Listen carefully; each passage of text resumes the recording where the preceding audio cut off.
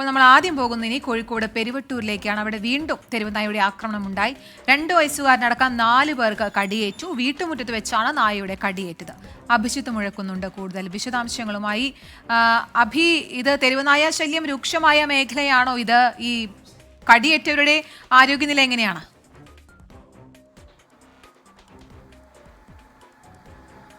കീർത്തന, വലിയ രീതിയിൽ തെരുവുനായയുടെ ശല്യം അനുഭവിക്കുന്ന ഒരു മേഖല കൂടിയാണത്. കഴിഞ്ഞ ദിവസം ഇവിടെ തെരുവുനായയുടെ ആക്രമണം ഉണ്ടായിരുന്നു, അതിൻ്റെ കടി ഏൽക്കുന്ന സാഹചര്യം ഉണ്ടായിരുന്നു. ഇന്നിതാ ഇപ്പോൾ വീണ്ടും 4 പേർക്ക് നേരെയാണ് തെരുവുനായയുടെ ആക്രമണം ഉണ്ടായത്. ഇതിൽ 4 പേർക്കും കാലിനും മുഖത്തുമൊക്കെയായി കടിയേറ്റിട്ടുണ്ട്. അതിലൊരു 2 വയസ്സുകാരനും ഉൾപ്പെടുന്നു എന്നുള്ളതാണ് ഏറ്റവും പ്രധാനപ്പെട്ട കാര്യം. ഇതിൽ 3 പേർക്ക് കടിയേറ്റത് തങ്ങളുടെ വീട്ടുമുറ്റത്ത് വെച്ചാണ്. പെരുവട്ടൂർ സ്വദേശിയായ വിജയലക്ഷ്മി, മകൾ രചന, ഈ രചനയുടെ മകനായ ധ്രുവിൻ ദക്ഷ്, ഈ 3 പേർക്കും അവരുടെ വീട്ടുമുറ്റത്ത് വെച്ച് കടിയേൽക്കുന്നു. ഇവരെ ഈ തെരുവുനായ ആക്രമിക്കുന്നത് കണ്ട് അത് തടയാൻ ഓടിയെത്തിയതാണ് മുബാറക്ക് എന്നയാൾ. ഈ മുബാറക്കിനും തെരുവുനായയുടെ ആക്രമണത്തിൽ പരിക്കേറ്റിട്ടുണ്ട്. ഈ 2 വയസ്സുകാരനായ ധ്രുവിൻ ദക്ഷിൻ്റെ നെറ്റിക്കും മൂക്കിനുമാണ് പരിക്കു പറ്റിയത്, തെരുവുനായയുടെ കടിയേറ്റത്.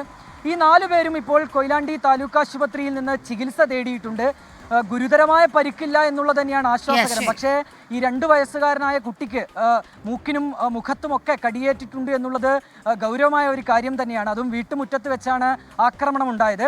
കഴിഞ്ഞ ദിവസം തെരുവുനായയുടെ ആക്രമണം ഉണ്ടായിരുന്നു. ഒപ്പം തന്നെ കഴിഞ്ഞ ആഴ്ചകളിലൊക്കെ സമാനമായ പെരുവട്ടൂരിൽ തെരുവുനായ ശല്യം രൂക്ഷമാണ്. അപ്പോൾ വീണ്ടും തെരുവുനായയുടെ ആക്രമണം ഉണ്ടാവുകയാണ്. ഇപ്പോൾ ഇന്ന് 4 പേർക്കാണ് കടിയേറ്റത്. 2 വയസ്സുകാരനും ഉണ്ട് എന്നുള്ളതാണ്. അതും വീട്ടുമുറ്റത്ത് വെച്ചാണ് നായയുടെ കടിയേറ്റത് എന്നുള്ളതും ശ്രദ്ധേയമാണ്. അപ്പോൾ തെരുവുനായ ശല്യം പരിഹരിക്കാൻ എന്തെങ്കിലും ആ ഭാഗത്തുടൻ ചെയ്യേണ്ടതാണ്. കാരണം തുടരെ അവിടെ നിന്ന് അത്തരത്തിലുള്ള വാർത്തകളാണ് വരുന്നത്. അഭിയാണ്, നമുക്ക് അഭിജിത്താണ് കൂടുതൽ വാർത്തയുടെ വിശദാംശങ്ങൾ നൽകിയത്.